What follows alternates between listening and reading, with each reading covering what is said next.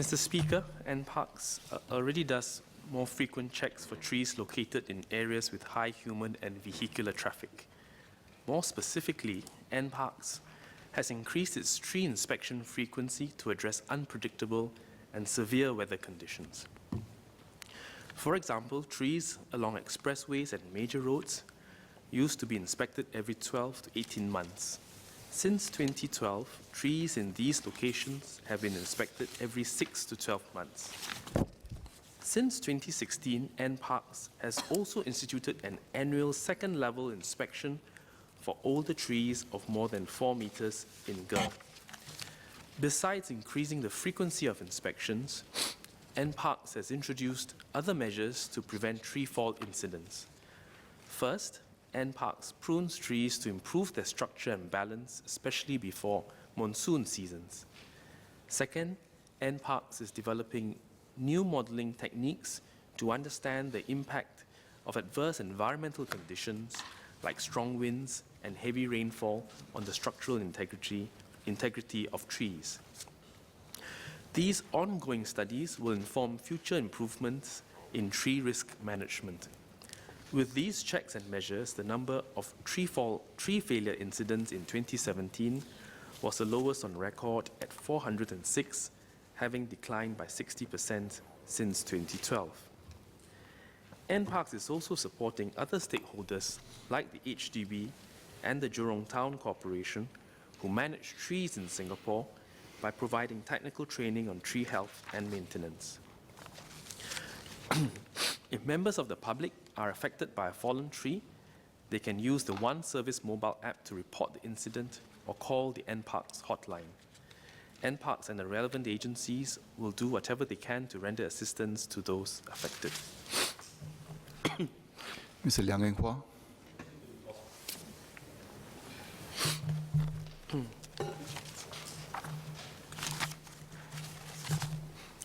Mr. Speaker, sir, tiles, like all fittings, fixtures, and finishes in a flat, are subject to wear and tear over time. They may dislodge due to various reasons, such as differential thermal expansion and contraction of tiles, or the natural deterioration of the bond between the tiles and the screed surface. All these can cause a loss of adhesion between the tiles and the screed surface and the dislodgement of tiles. We observed a higher number of reported dislodged tile cases in the first half of January 2018. This could likely be due to the unusual cold weather over a prolonged period and temperature fluctuations. The weather changes could have caused the tiles and the substrate to contract and expand at different rates, resulting in loss of adhesion between the tiles and the substrate. This phenomenon is not unique to Singapore and has also occurred in countries such as Taiwan and Hong Kong. Among the cases reported in HDB flats, close to half involved tiles installed by the flat owners during their own renovations. Flat owners are responsible for maintenance of their own flats, including repairs for general wear and tear. In private developments, developers generally only rectify dislodged tiles during the one-year defect liability period, or DLP. Some developers may offer repair for dislodged tiles for a slightly longer period, for example 3 years, but those are generally done on a goodwill basis.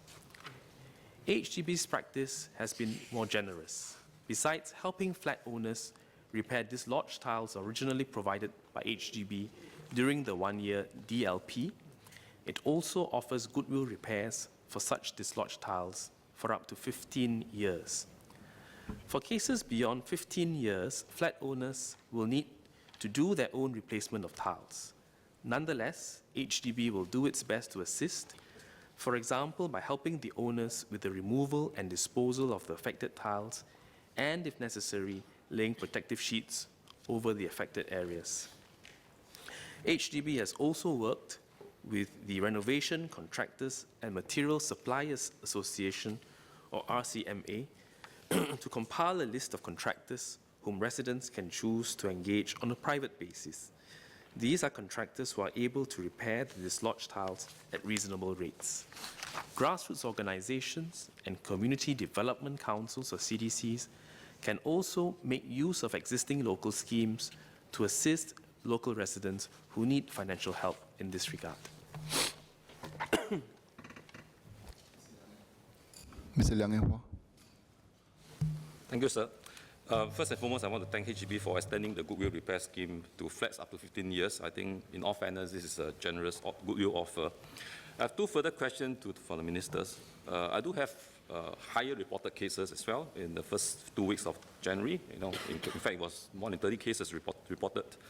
And I do notice that there are certain batching form. There's some batch of flats. Certain cluster of flats have more cases, and I want to ask the ministers if indeed there is a case of, if it's a batch problem, is it a case of quality or workmanship problem? And therefore, if that's the case, would HDB be flexible to extend that goodwill repair to those cases, even though it's after 15 years? Secondly, I hope the minister can understand that when residents see the tiles popping up on the floor, it can be quite a traumatic experience. And then the next shocking truth, of course, is to know the repair cost, how much it costs, and it could range from 5 to 10K. And for, say, a 3 to 4 room flats with household income of 2 to 4,000 a month, I think that is a major outlay. I know there's, and if they're not lucky enough to have the tiles pop up before 15 years, they have to go and they find ways to find cash to pay for it. So would the minister, would the HDB look at other ways to assist residents who are faced with such problems? Because you really don't want them to resort to licensed or unlicensed money lending to help to go and fix the tiles. Whether can HDB facilitate some kind of financing scheme, like very much like how other agencies have done it, the SME financing or the study loan where we work with the financial institutions to do it. Can we keep this succinct, please? Given that HDB do have the collateral, the flat as a collateral, would the minister consider this? Mr. Speaker, sir, for the first question, if the member can flag out the specific blocks, we will get HDB to look at the causes or look at the popping tiles and see what might have caused it, and we'll then follow up appropriately. On the second question, as I said earlier, if local residents face financial difficulties in dealing with popping tiles beyond the 15-year period, then they can approach their local CDCs and the local grassroots advisors to see if there are schemes that can assist them.